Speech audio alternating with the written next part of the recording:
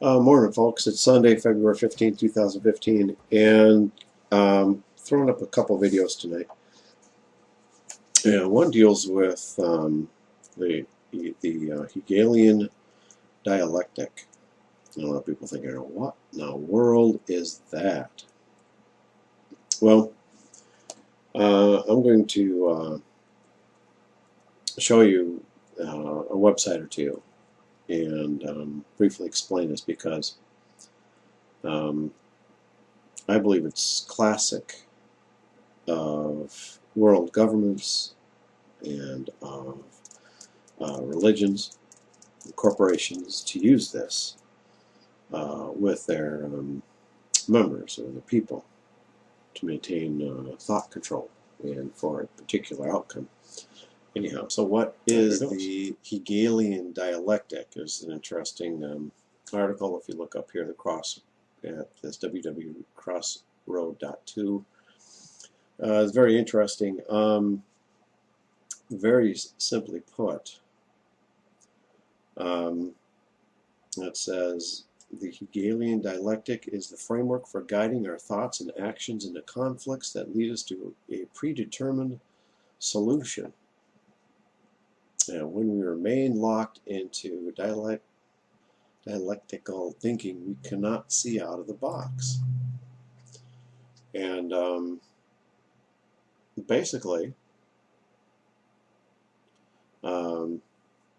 if we step outside of this, it releases us from those limitations of controlled and guided thought. Now, we see this in religion. We see this in governments. We see this in corporations. Not to say that all of it is intended to be bad, but we do see it. And especially with religions. But now, this is an interesting concept, and this is an article out of Press TV where it says U.S. creating ready-made enemies to instill fear in its citizens. And there's an interview from this one gentleman, Walt Pareto, freelance writer and researcher here. And it says that U.S. elected officials are creating ready-made enemies and false crises around the world in order to instill fear in the American public and gain their support for their interventionist foreign policy.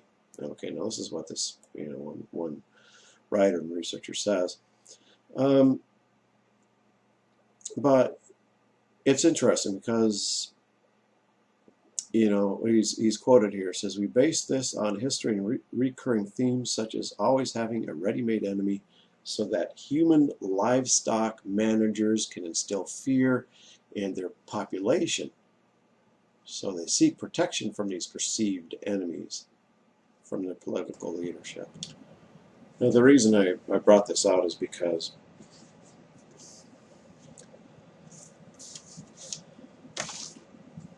I know the organization, the Watchtower organization, does this with Jehovah's Witnesses. I know the Mormons do this.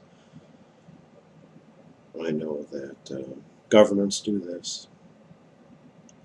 They try to bring out thoughts to people to get them to perceive a danger and put their trust in them, and or to move a certain direction, and so that the leadership can maintain control of their people. And isn't it true? And for instance, the Watchtower organization, the Jehovah's Witnesses. Now, I'm not putting people down. God had his son, Jesus, die for everybody because he loved the whole world. Isn't that true? And, who are we not to love everyone? We may not love what they do, though, but we still have to have that love for them. Now, some of the methods that the Watchtower uses, and I know this because I was raised in the organization. For instance, they say that We always talk about the danger of the world, you know. And it's true, they have designed and basically created their own society, and it can be a very pleasant society, no doubt, to a degree. But when it comes to seeking actually truth about some of their doctrines and looking them up in the scriptures, what do they do? What do they tell their members? They tell the members to trust in them. Don't trust in anyone else, especially those that fall away. You know, they are servants of Satan. They're like antichrists, apostates. They're dangerous. They can cause you to fall away.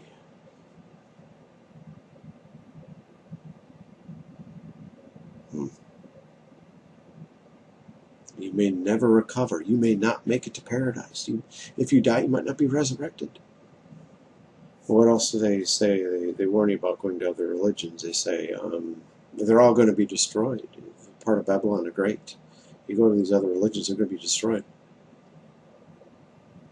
And that's based on the thought that they are not teaching the truth. However, the Watchtower organization will not stand up to their doctrines. For instance, 1914. That is, stand up to scrutiny from the scriptures regarding that. In fact, where is that at here? In the most recent Bible, B19 in the back. I don't know if it was B19, but it could have been B19.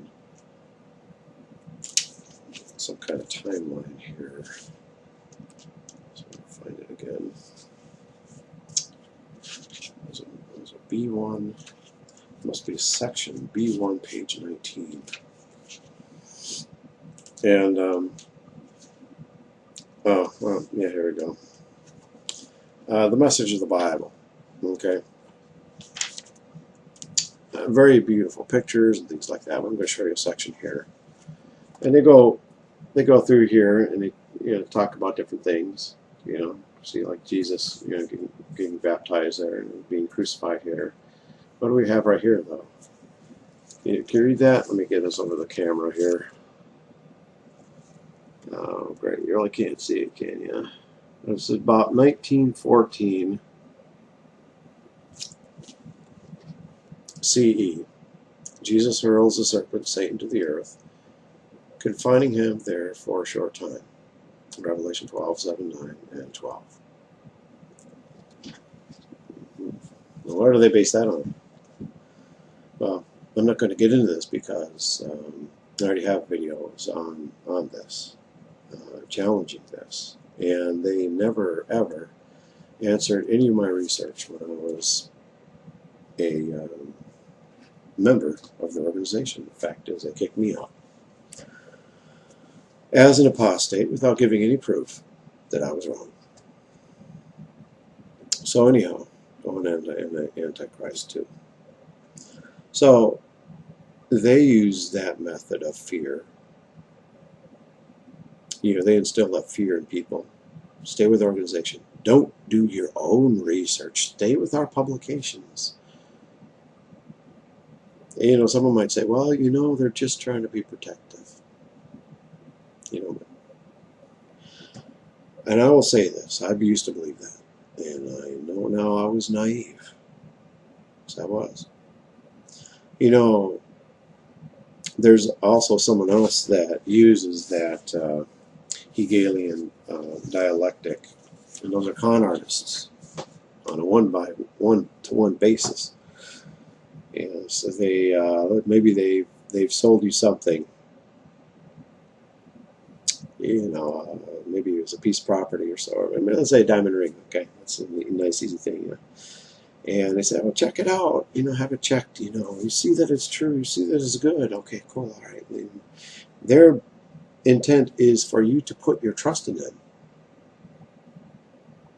And then down the road, they go to sell you another diamond ring. And you go to say, oh, well, you know, I should probably get this checked out too. They say, oh, no, you don't have to do that. Remember the last one I did? Checked out? Beautiful. No problem. What are they doing? They're trying to persuade you for their benefit, for a particular outcome. They don't want you to think outside the box, now do they? Now, if the organization, let's say, well, some people may say, well, you know, they use Jehovah's name, you know, which is fine. You know, there's nothing wrong with that. But are they lovers of truth? If headquarters is honestly a lover of truth, they would not mind honest, respectful research being done to test their doctrines, to make sure that their doctrines are correct according to the scriptures. But for them to kick out people that honestly have questions about it because they've done research and they unexpectedly found things that disagreed, why should these ones be silenced? Why shouldn't their research be investigated?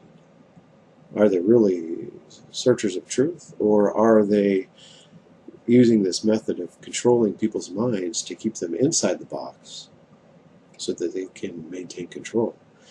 Yes, that's how it is. They've lost their sight. They've put themselves as mediator between their members and God. They call themselves God's organization, and so do the Catholics, and so do the Mormons. The Mormons and the witnesses don't allow people, they highly look down on people that use the internet to do research on their doctrines, or perhaps their past so-called leaders, Joseph Smith, Charles Taze Rutherford. Because what might they find?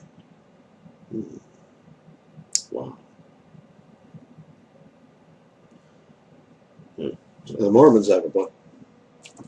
What's it called? We got the Book of Mormon, another testament of Jesus Christ. Really?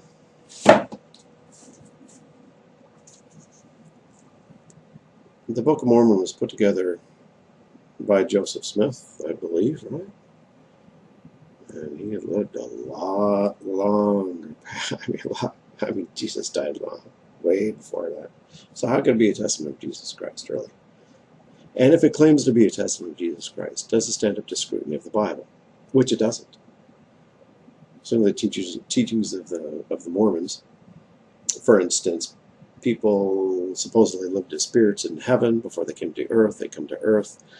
They want to populate it as much as possible, as it brings other people or beings down from heaven to become humans, to be tested, and however well they do depends on how well they, or what level of heaven they go to once they die here on earth.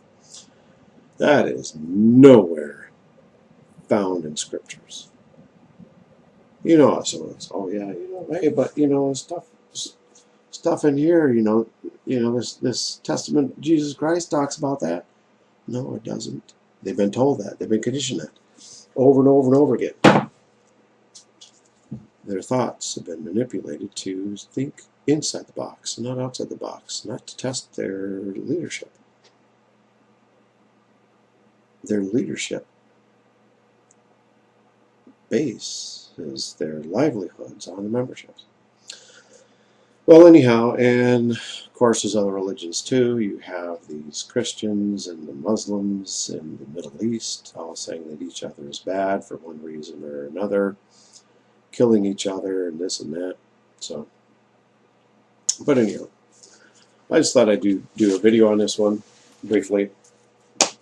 The Hegelian dialectic, very interesting. Kind of like a herding mentality. You cause a fear to cause the herd to go a certain direction, and that's exactly what you want to do when you're herding cattle or whatever.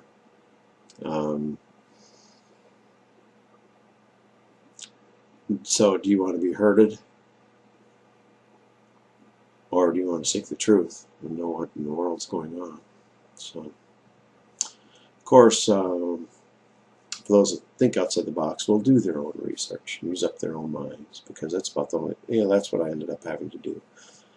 Figured, okay, if I'm in the truth, so to speak, there should be no reason why I can't take a clean slate, start from the beginning in the scriptures, do my own research, starting with the soul, God, Satan, Trinity, so on and so forth.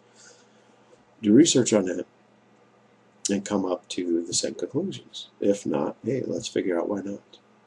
So hopefully other people will do that too, so that they are not manipulated by corrupt leaders, whether it's political or religious or corporate, who knows. Anyhow, I hope you guys all have a great day. Yes, I wanted to make mention that as Charles Taze Russell, not Rutherford. I do apologize about that. Didn't realize I said that till I was reviewing the thing.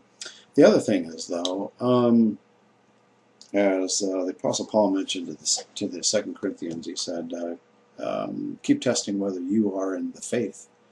Keep proving what you yourselves are. Or do you not recognize that Jesus Christ is in union with you, unless you are disapproved? And it says, I truly hope you will come to know we are not disapproved. So how could Paul say that?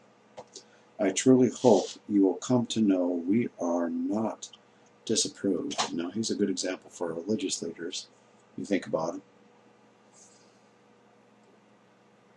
You know, religious leaders would say, hey, look these things up in the Bible, so you can see that what we are teaching you is truth.